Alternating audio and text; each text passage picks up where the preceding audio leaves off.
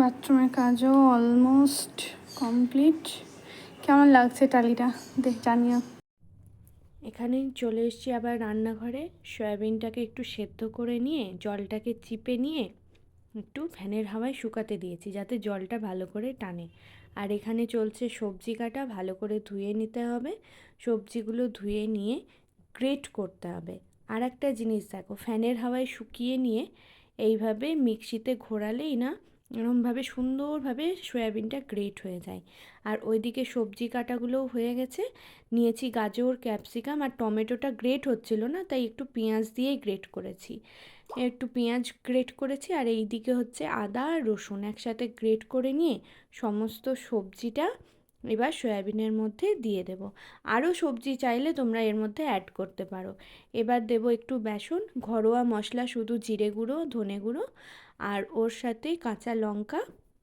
আর তোমরা যদি তন্দুরি মশলা বাড়িতে বানাতে পারো তাহলে সেটা দিয়ে নিয়ে ভালো করে চটকে মেখে এরকম ডো করে নিতে হবে।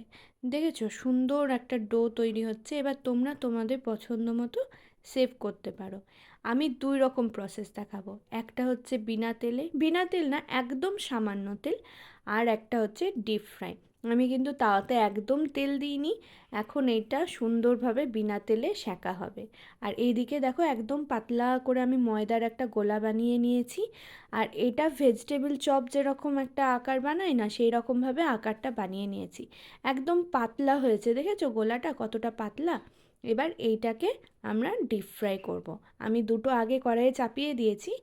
আর এই দেখো এইভাবে ডিপ ফ্রাই করতে হবে। আর এই দিকে যে টিক্কিগুলো হচ্ছে সেইগুলো কিন্তু আমি এখনও অবধি তেল দিইনি।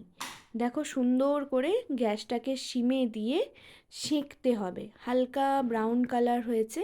এটা একদম অল্প তেলে যারা ডায়েট করছো তাদের পেট ভর্তি খাবার আর পুষ্টিদায়ক খাবার আর হেলদি খাবারও।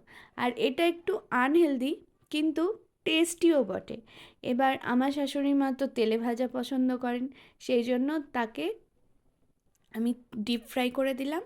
আর আমি এই দিকে দেখো আমার জন্য একদম হালকা তেলে এপিট ওপিট করে টিক্কিগুলোকে ভেজে নেব।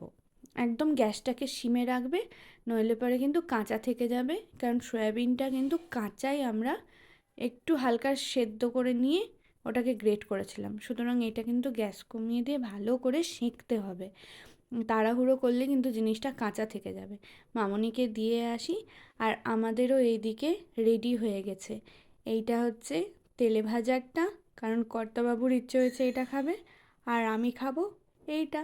তো টেস্ট করে দেখি এখন কেমন হয়েছে, রেসিপিটা কেমন লাগলো। আর তোমরা যদি ট্রাই করো অবশ্যই কমেন্ট করে জানিও।